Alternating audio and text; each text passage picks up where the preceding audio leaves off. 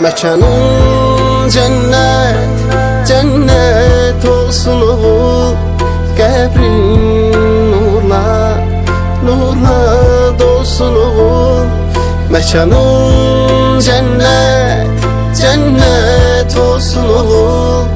Qəbrin nurla, nurla dolsun oğul. Bugün şehidim köçtü evimizden, itti gözümüzden, ama gitmir kalbimizden. Bugün yine vətən ağlayır. Sen uyu şehidim, sen uyu mezarda. Mekanın cennet, cennet olsun oğul.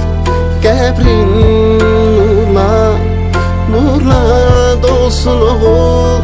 Mekanın cennet, cennet olsun oğul. Qəbrin nurla, nurla dolsun oğul.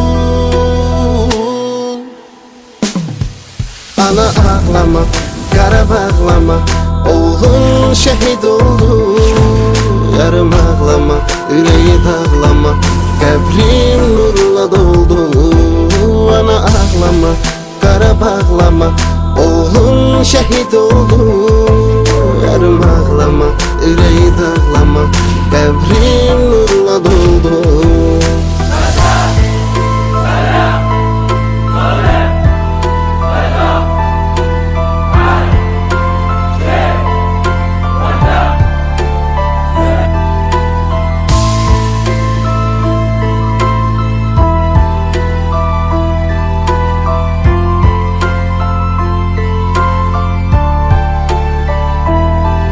Yarının gözleri her an intizarda. Vətənin oğlusan, vətən